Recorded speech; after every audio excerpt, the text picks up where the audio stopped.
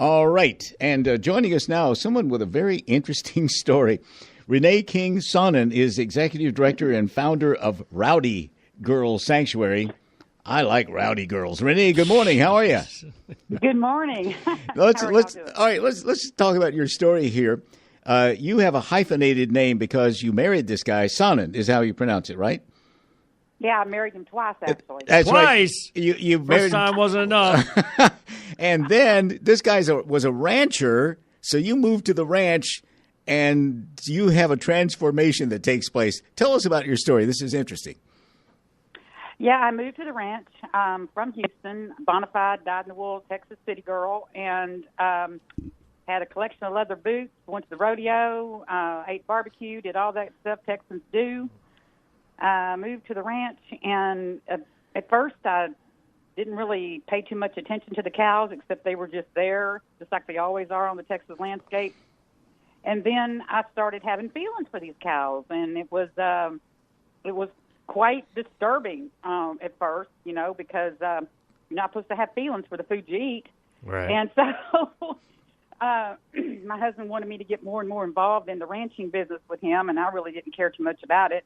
I just wanted to do my yoga and do the things I do, and he could have that ranching business to himself. So he tried to get me more involved, wanted me to buy a couple of calves that needed a mama, and one of them happened to be Rowdy Girl. And little Rowdy Girl became my little bouncing bundle of joy when she wanted to be fed twice a day. And it was her that gave me entrance into a whole nother world that I never really thought about. I think on some level I knew it existed, but never, we're not supposed to think about those things. But I started thinking about them. So that's how it started.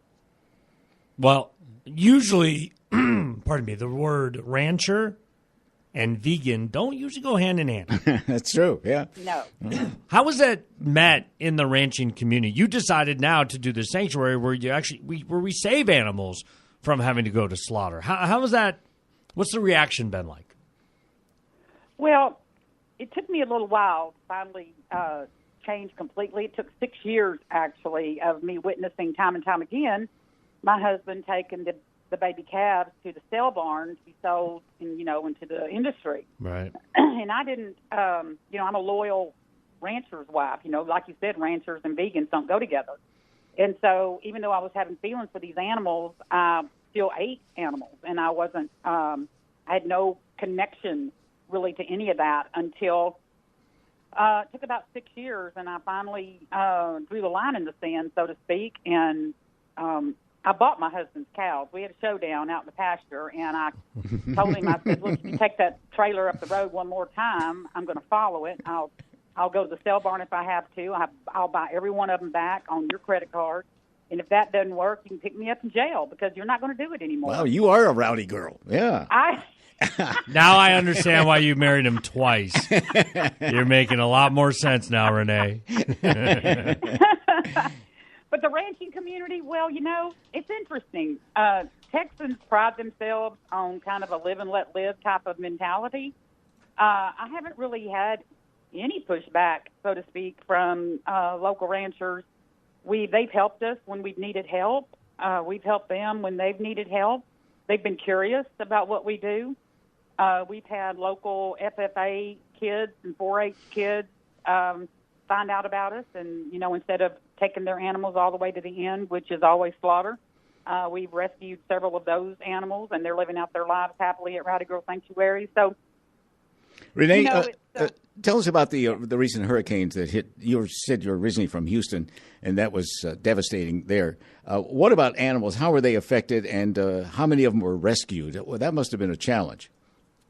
Oh, my God, how many were rescued? Who knows? They're still trying to put, numbers on all of that, and how many were drowned and, misplaced. I mean, there was animals, floating dead cows everywhere, and who knows how many domestics were just displaced. But, it was tragic. It was tragic. And we were able to get all 96 of our farm animals to safety, which was a Herculean effort, to say the least.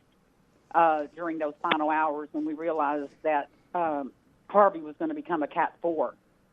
I've been through a few hurricanes, and when you know that category is coming, you get the heck out of there. Yeah. And so we couldn't even think of ourselves. We had to think of those animals. But lots of animals drowned. It's terrible what happened, and we were able to save a little baby. We named her Harvey Rainbow.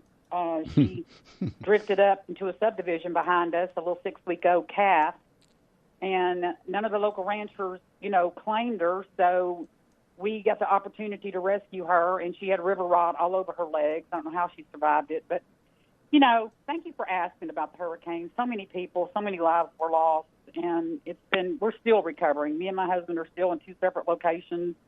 We're still trying to recover the damages and get our animals back home. Thank you. All right. Well, here's your website. Let me make sure I have this right. Rowdy Girls Sanctuary. It's girls. It's Rowdy Girl Sanctuary. Just one girl.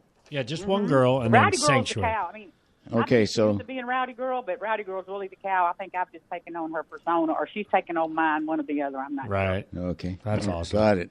All right, Renee, thank you very much for being on. Interesting story. Don't marry him 33 times. That's right. No, this is it. This is it. Yeah, thank you so much Thank for you. calling and for having me on the show. Of course, anytime.